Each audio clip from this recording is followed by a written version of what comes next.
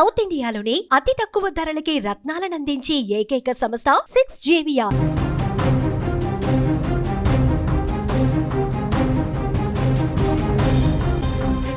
మీ ఫోన్కి అకస్మాత్తుగా ఒక ఫోన్ వస్తుంది. అవతల మాట్లాడే వ్యక్తి ఎంతో చక్కటి తెలుగులో, సార్ మీకు తక్కువ వడ్డీకి భారీ లోన్ ఇస్తాం అని నవ్వుతూ మాట్లాడతారు. మాటలతో బుట్టలో వేసుకొని ప్రాసెసింగ్ ఫీజు అంటూ మీ దగ్గర డబ్బులు గుంజేస్తారు. కానీ అసలు ఆ అవతల ఉండేది బ్యాంకు ఉద్యోగులు కాదు, ఢిల్లీ నడిబొడ్డున తెలంగాణ ప్రజల కోసమే ప్రత్యేకంగా ఏర్పాటైన నకిలీ సైబర్ సామ్రాజ్యం. అసలు ఈ చీకటి కాల్ సెంటర్ల వెనుక ఉన్న మాస్టర్ మైండ్స్ ఎవరు, తెలంగాణ సైబర్ పోలీసులు ఎలా పట్టుకున్నారు, పూర్తి వివరాలు చూసేటువంటి ప్రయత్నం చేద్దాం. తెలంగాణ ప్రజలను టార్గెట్ చేసుకొని ఢిల్లీ కేంద్రంగా సాగుతున్న భారీ సైబర్ మోసాల నెట్వర్క్ను తెలంగాణ సైబర్ సెక్యూరిటీ బ్యూరో పోలీసులు సక్సెస్ఫుల్గా ఛేదించారు. ఢిల్లీలోని శివ మార్కెట్ ప్రాంతం వేదికగా ఈ దందా నడిచింది. లలిత్ సింగ్, కుల్దీప్ సింగ్, అనిల్ అనే ముగ్గురు కేటుగాళ్లు కలిసి ఏకంగా 3 ఫేక్ కాల్ సెంటర్లను ఏర్పాటు చేశారు. అసలు వీరు ప్లే చేసిన గేమ్ చాలా డేంజర్. 25 నుంచి 40 సంవత్సరాల వయసు గల తెలుగులో అనర్గళంగా మాట్లాడే మహిళలను టెలికాలర్లుగా నియమించుకున్నారు. అరెస్ట్ అయిన వారిలో హైదరాబాద్, జగిత్యాల, మహబూబ్ నగర్ వంటి ప్రాంతాలకు చెందిన యువతులు కూడా ఉండడం ఇప్పుడు గమనార్హం. తాము బజాజ్ ఫైనాన్స్ ప్రతినిధులమని నమ్మిస్తూ ఆకర్షణీయమైన రుణ ఆఫర్లను ప్రకటించేవారు.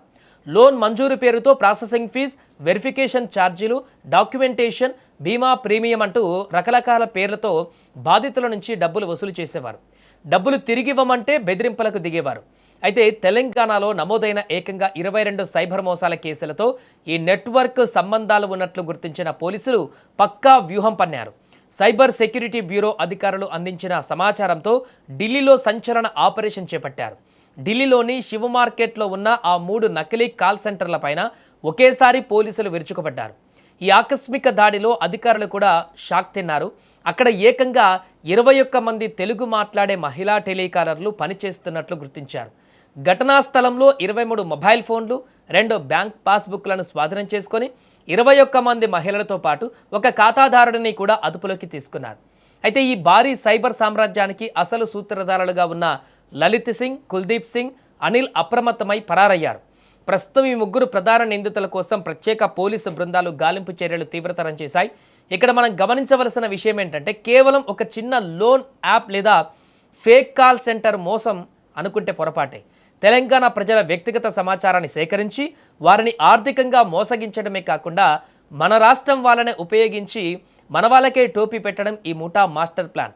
తెలుగు బాగా మాట్లాడే అమ్మాయిలను రిక్రూట్ చేసుకోవడం వల్ల బాధితులు తొందరగా నమ్మేలా వీరు ప్లాన్ చేసుకున్నారు.